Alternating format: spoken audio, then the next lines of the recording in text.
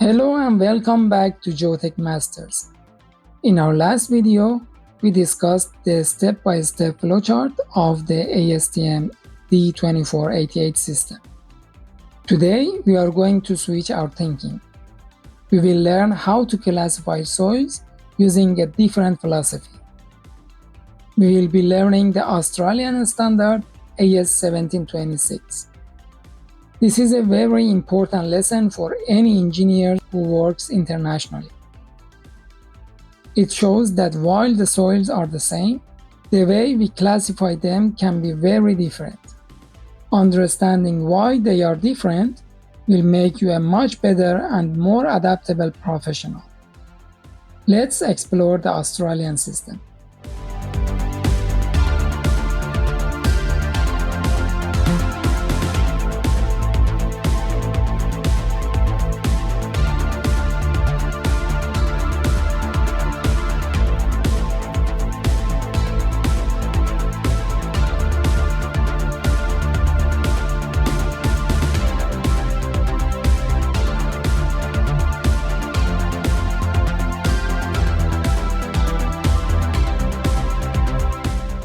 In this video, we will answer some very important questions. What is the behavioral approach to soil classification?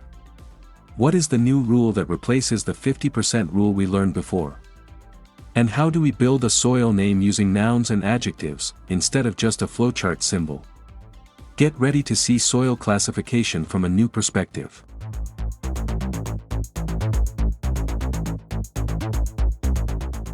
In our previous discussions, we learned that the ASTM D2488 system is built on a foundation of percentages and composition.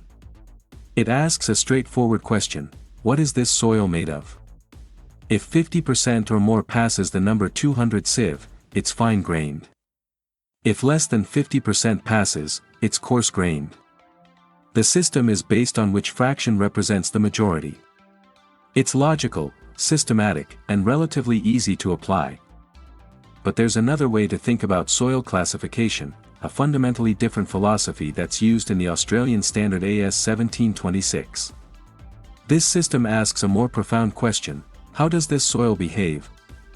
This is what we call the behavioral approach, and understanding this philosophy will give you deeper insight into why soils behave the way they do. Regardless of which classification system you ultimately use in your work, the behavioral approach starts with a critical observation that every experienced geotechnical engineer has seen in the field: the component that controls a soil's engineering behavior is not always the component that represents the majority by mass or volume.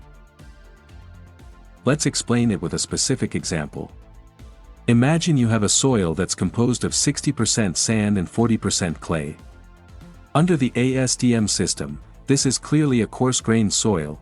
It would be classified as some type of sand, probably clayey sand, with a symbol like SC.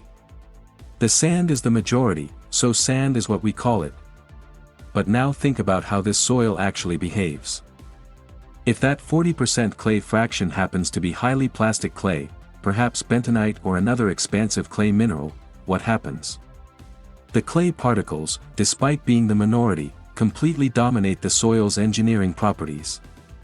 The soil will have low permeability, high compressibility, significant swell potential, and exhibit plastic behavior when wet.